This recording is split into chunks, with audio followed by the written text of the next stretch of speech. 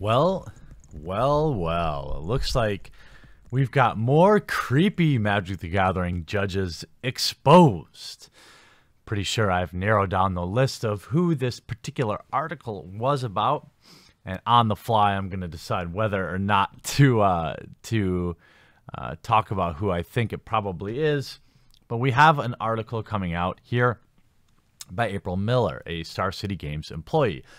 Now, if you remember, the company has both employed a, offender, a member of the National Registry, as well as ladies' man Evan Irwin. So I'm not surprised that we see more of this behavior coming out of a company that clearly supports and hires people to be predators. The judge program still is a man's world. We have grown, but we're still broken. Women are still not safe from the prejudices and predation of male judges. And we need to hold each other, particularly those in leadership, to a higher standard. Harassment is very well-defined offense. There is a specific definition for this behavior that has specific consequences as outlined in the Judge Code of Conduct. Although every employer has specific written policy into employee handbooks, codes of conduct, and employee agreements about harassment. So when Lansdale's behavior, I skipped a paragraph. Last year, Canadian Level 3 Chris Lansdale was decertified from the judge program as a result of the JCC case for sexual harassment.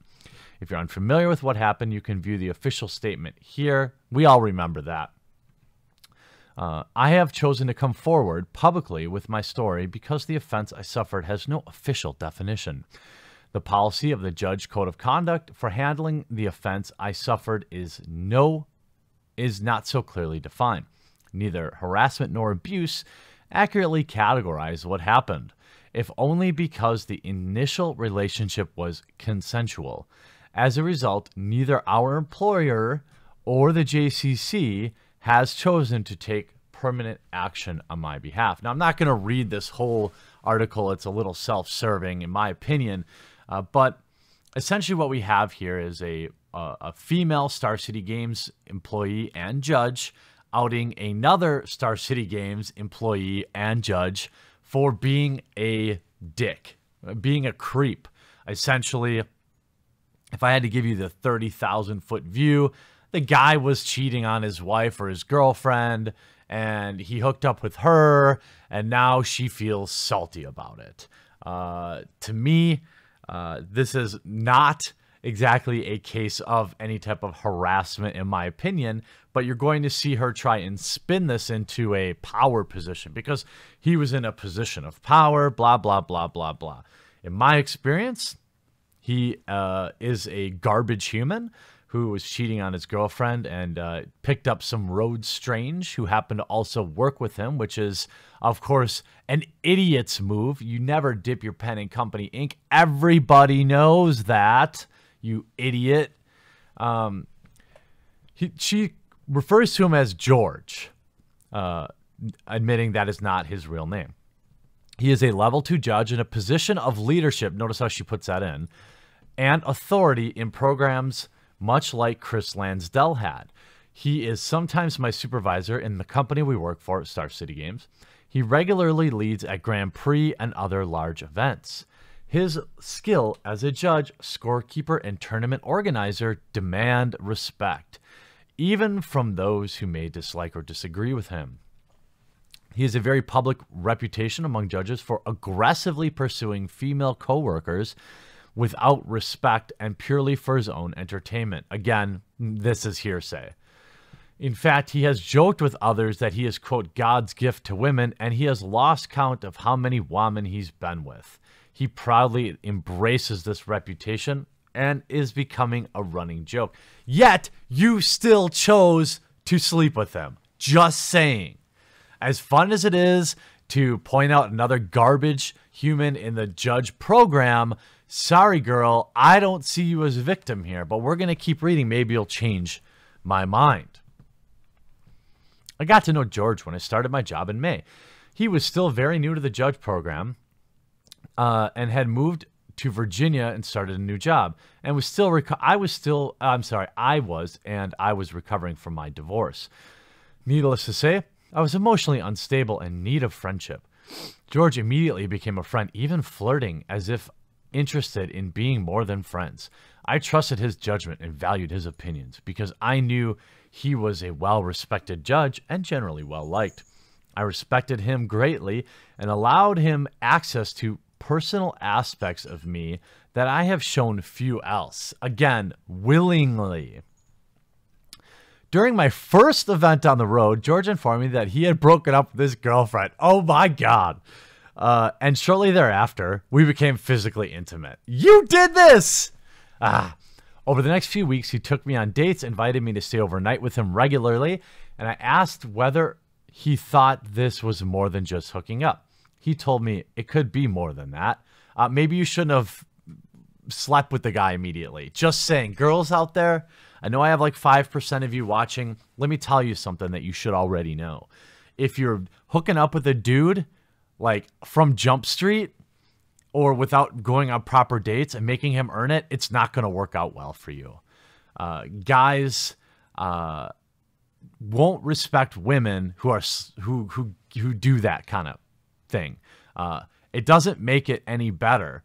Men should also respect women and others' relationships as well. I'm not saying that. I'm just saying I have plenty of lady friends that are single in their late 30s and they wonder why, and they exhibit extremely similar behavior. Let me just put it that way. I believed we were on a road to an exclusive relationship. Well, then why did you sleep with him if you didn't even think you were in a relationship? Anyway, unfortunately, all of this was a lie. He had not broken up with his girlfriend until several days after we'd become intimate. He never shared that with me, anything personal, more than I could have found out by being a mere acquaintance. In fact, when I did ask personal questions, he blatantly lied to me. I asked, for example, whether he had been married before. Yes, I was that clueless. He told me that he had been married once and had 2 sons with her.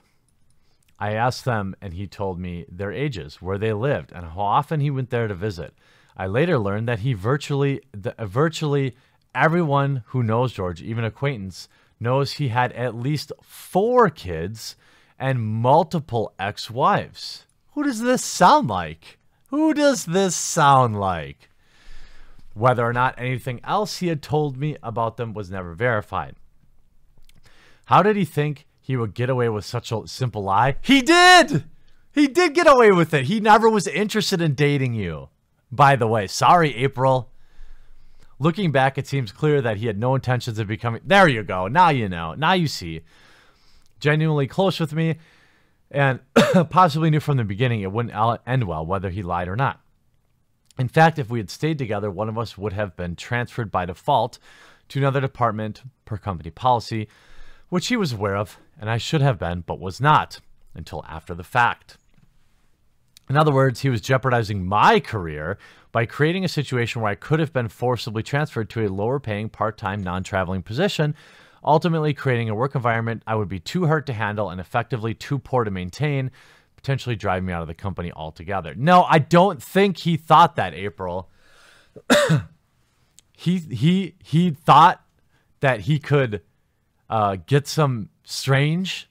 He thought that, hey, this would be an easy pickup, and he was right. Sorry if that's mean, but it's true. You have to have some self-respect. I mean, this guy sounds, by all accounts, to be a real scumbag. But again, you should probably know who you're having sex with as a general rule. This isn't exactly all your fault, but this article reads as though you're some sort of victim, in which the reality tells us that you were an all too willing participant in a workplace romance that you yourself should have also known was a bad idea. But for some reason, it's his fault. Why? And he did this all as a supervisor.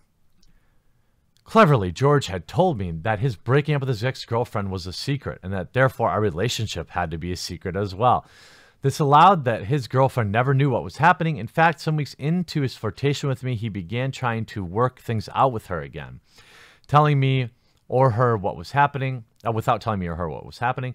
For almost 2 weeks, he cheated on his girlfriend with me while leading me to believe I was meaningful to him. When I discovered that he had been working things out with his girlfriend and that I was effectively his side chick, I approached him about it. He told me he knew that his secret was out. I had spoken with his girlfriend the night before, but said nothing else. No apology, not even acknowledgement for how his actions might have hurt me. He doesn't owe you an apology. He doesn't owe anyone an apology. You are an adult. You were married. You've been in relationships, April. I'm sorry, but this is not about somebody being in a position of power. This is the time-tested and family-approved methodology of betting women, and that is finding vulnerable ladies and taking advantage of them. It's a low IQ scumbag thing to do, but this is not unique to you. You got taken advantage by a sleazeball, and that sucks. But this really has absolutely nothing to do with him being a Magic the Gathering judge and nothing to do with him being your supervisor. It has everything to do with the old rebound tang, that easy, vulnerable, strange from when you're on the road. He is not a predator, as you put it. A predator lies in our midst. Most people know what he is, can point out his behavior, and even recognize when he's, quote, grooming his next target. But some of us can't. Some of us are still unaware as a gazelle in tall grass, blind to the lions who stalk us. I used to think I was safe here. I used to believe I could rely on a community to care for me. I created a family in the judge community after my divorce that supported me and encouraged me to continue growing. But I was betrayed. So she goes on for much longer, and she also runs ads on this website too. Interesting. We must hold our leadership to a higher standard. How can I respect someone who clearly has no respect for me? Look, this is a douchebag, okay? You are one of a million women who regrets sleeping with a douchebag. It happens. Sorry. But this has nothing to do with being a judge. And that's coming from somebody who enjoys a good roast of the judge community. But let's take a look, just for fun. Let's take a look at who this could be. Well, I see Ricky Hayashi. That's an interesting one. Patrick Vorbroker, level 3. Let's look at current level 2s. John Paul Adams, he's gay. So, nope. Looks like we've only got one level 2. Only one level 2 who works at Star City Games. Now, I don't judge the man. He's welcome to be a douchebag. He's welcome to lay down many of his judge partners, as long as it's, of course, that they are willing participants.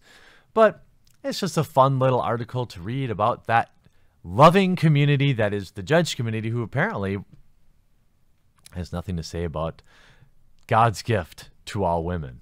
Enjoy this mess, judge community. Get your popcorn out. It should be a fun one.